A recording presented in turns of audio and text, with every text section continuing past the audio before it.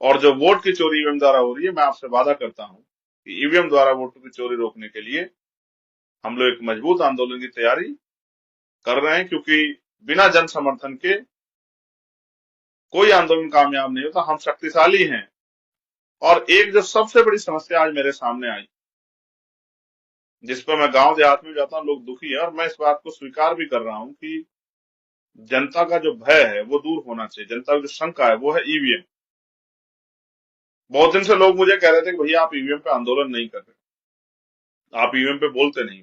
मगर मैंने उनको, कुछ लोगों को अपने समझाया, वो शांत भी हो गए कि अगर आप 10, 20, 50 लोग जिला स्तर पर उतर जाओगे, उससे कुछ होगा नहीं, उससे सरकार पे कोई असर नहीं पड़ेगा।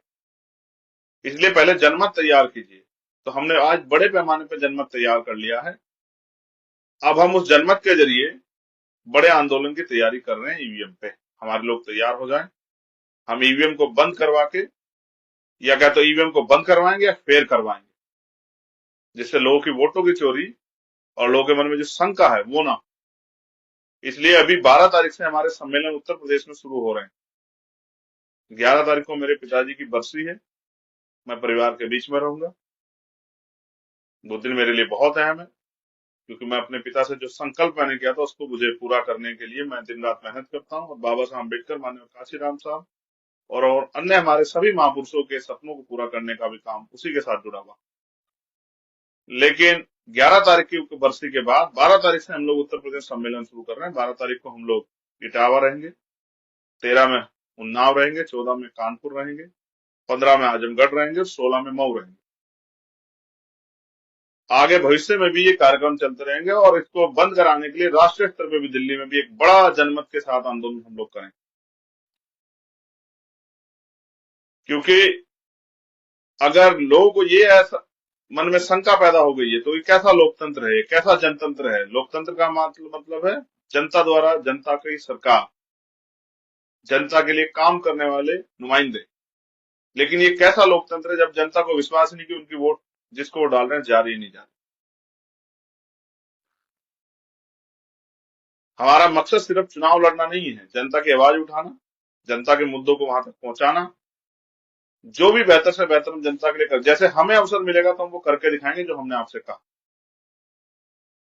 100% आरक्षण व्यवस्था, दलित वर्ग को उनकी आबादी के हिसाब से, पिछड़े वर्ग के लोगों को उनकी आबादी के हिसाब से, मुसलमानों को उनकी आबादी के हिसाब से, जैन, सिख, बौद्ध और जो भारत की जातीय व्यवस्था में ऊंची जातियों के लोग जो खुद को मानते हैं तथाकथित, जबकि इंसान में कोई कर्म से आदमी ऊंचा और नीचा होता है, जन्म से नहीं होता, हम इसके खिलाफ हैं।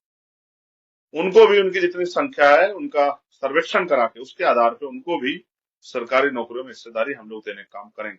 जितनी भी उनकी जनसंख्या अगर 15% बैठती है तो 15% ही।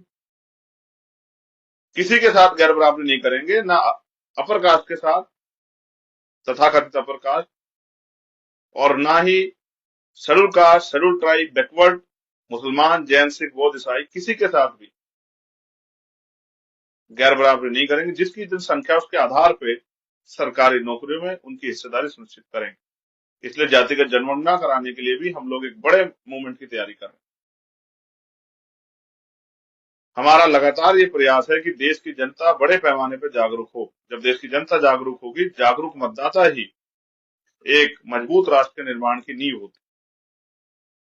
तो हम लोगों को जागरूक करने के लिए निकलेंगे और लगातार हम लोग इसको देश भर में चलाते रहेंगे। मैं अपने सभी देश भर के नेताओं को कहूंगा कि आज की मेरी बातों को ध्यान से सुनना और लोगों के बीच ये संदेश हमारा पहुंचाएं कि हम क्या करना चाहते हैं देश में। और अगर देश की जनता ने हमारा साथ दिया, प्रदेशों की जनता ने हमारा साथ दिया, तो एक स्वाभिमान, सम्मान और अधिकार, सुख सुविधाओं का जीवन उनको देश में भविष्य में मिलेगा, अगर उन्होंने हमारा साथ दिया, हमें अवसर दिया। इसलिए जनता की मेहनत की कमाई भ्रष्टाचारी नेताओं, अधिकारियों, ठेकेदारों की जेब में ना जाए, वो गरीबों के काम आए, कमजोरों के काम आए। और 70 साल में जो नहीं कर पाई सरकारें, देश के नेता नहीं कर पाए, वो हम लोग करने के लिए तैयार हैं। बस ये जनमत हमारा हमें अवसर दे, ये जनमत संग्रह हमारे साथ जुड़े। और जो वोट की चोरी ईवीएम द्वारा हो रही है, मैं आपसे वादा करता हूं कि ईवीएम द्वारा वोटों की चोरी रोकने के लिए हम लोग एक मजबूत आंदोलन की तैयारी कर रहे हैं, क्योंकि बिना जन समर्थन के कोई आंदोलन कामयाब नहीं होता। हम शक्तिशाली हैं संख्या के आधार पे, इसलिए हम जनमत की तैयारी कर रहे थे। जनमत हमारा तैयार हो गया है। अब गांव गांव जाके हम लोगों को जगाने का काम करेंगे, लोगों को समझाने का काम करेंगे, और ईवीएम द्वारा जो वोट की चोरी उसको रोकने का काम करेंगे, और लोगों का मनोबल बढ़ा के जो महापुरुषों का रुका हुआ आंदोलन है, महापुरुषों का रुका हुआ आंदोलन यही है कि इस देश में सभी को स्वाभिमान सम्मान का जीवन मिले, ये देश बेगमपुरा राष्ट्र बने। बेगमपुरा का मतलब होता है बेगम, जहां कोई गम ना हो।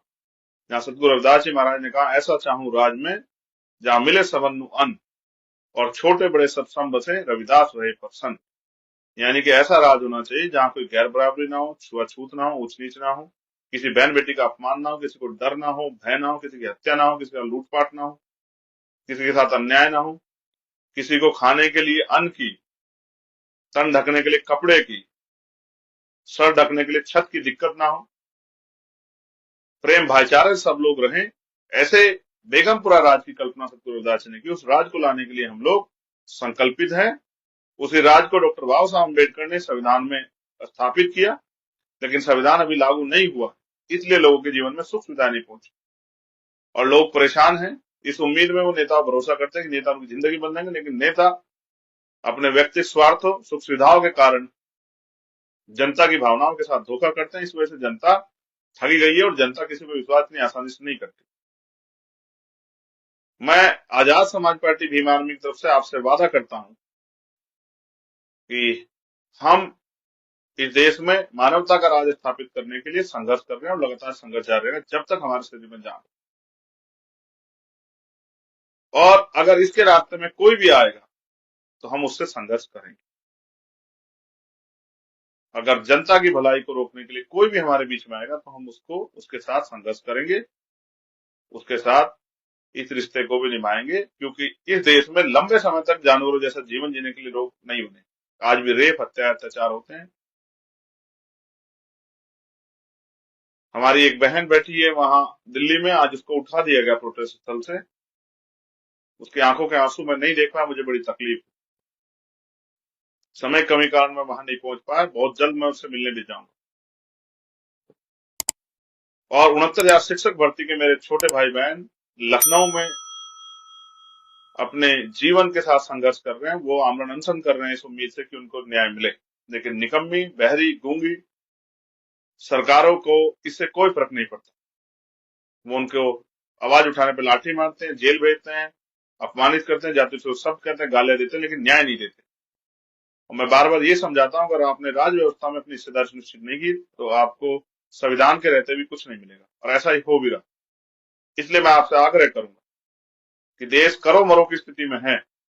एक तरफ भाजपा इस देश के लोकतंत्र को, संविधान को खत्म करना चाहती है, आपको कमजोर कराना चाहती है, गुलामी का जीवन जीने के लिए मजबूर करना चाहती है। दूसरी तरफ आपकी लड़ाई को लड़ने के लिए सब आपसे वोट तो चाहते हैं, कोई तैयार नहीं। ऐसे में अगर आप आजाद समाज पार्टी को ताकत दें तो आजाद समाज पार्टी ये सुनिश्चित करती है कि आपको स्वाभिमान, सम्मान, हक, अधिकार और सुख सुविधा वाला जीवन भविष्य में हम लोग दिलाने के लिए संकल्पित हैं। आज के लिए इतना ही। आप सभी के लिए मेरी मंगल कामना। और देश भर में जो भीम आर्मी आजाद समाज पार्टी के नेता काम करें, उनसे कहूंगा कार्यकर्ता काम करें, तो मेरी इन बातों को नोट कर लें, डायरी बना लें, एक एक बार नोट कर लें और जनता के बीच जाके इस बात को रखें कि अगर आजाद समाज पार्टी का अवसर मिला तो ये सुख सुविधाएं और ये सम्मान का जीवन आपके हिस्से में आएगा। कोई बहन बेटियां डर में नहीं रहेंगी, किसी का अपमान नहीं होगा, किसी रेप हत्या नहीं होगी, किसी बुजुर्ग का अपमान नहीं होगा जाति के आधार पे, धर्म के आधार पे। किसी मुसलमान को, किसी जैन को उनके धार्मिक स्थलों को कुचला नहीं जाएगा जिस तरह कुचला जा रहा है। किसी मुसलमान को दाढ़ी टोपी के नाम पे नहीं मारा जाएगा, धर्म के नाम पे नहीं मारा जाएगा। ईसाइयों को अब उनके प्रार्थना करने पे, पूजा स्थल पे जाने पे नहीं मारा जाएगा। बुद्धिस्टों को भी उनके भगवान बुद्ध के जो है सिद्धांतों पर चलने से कोई रोक नहीं पाएगा। सिख भाइयों को भी उनके साथ जो अन्याय लगातार होते रहे वो अन्याय भी नहीं होंगे। इसलिए मैं आपसे अपील करता हूं कि मानवता के राज के लिए आजाद समाज पार्टी को समर्थन करें, उनको वोट दें, उनके चुनाव निशान को वोट करके केतली में उनको ताकत दें। और आजाद समाज पार्टी के नेताओं से कहूंगा कि वो पूर्ण श्रद्धा से, समर्पण के साथ जनता के बीच जाके जनता को आजाद समाज पार्टी जोड़ने का काम करें, अपनी जिम्मेदारी को निभाएं और इस लड़ाई को, इस संघर्ष को, करो मरो के संघर्ष को स्वीकार करें। आप सभी का बहुत बहुत धन्यवाद। और जो सम्मानित नेता आजाद समाज पार्टी भीम आर्मी के देश भर में संघर्ष कर रहे हैं उनका भी बहुत बहुत धन्यवाद। उम्मीद है कि आप अपने यहाँ आंदोलन की, मार्च की, यात्रा की तैयारी कर लेंगे, क्योंकि बहुत जल्द आपके प्रदेश में भी ईवीएम हटाओ, देश बचाओ, लोकतंत्र बचाओ और धन धरती राजपाट बट के रहेगा, इस हिस्सेदारी का आंदोलन आने वाला है। आप लोग तैयारी कर लें। अब हम चैन से नहीं बैठेंगे जब तक इस देश में हर व्यक्ति को स्वाभिमान सम्मान का जीवन नहीं मिलता, बहन बेटियों को नहीं मिलता, तब तक हम संघर्ष जारी रखेंगे।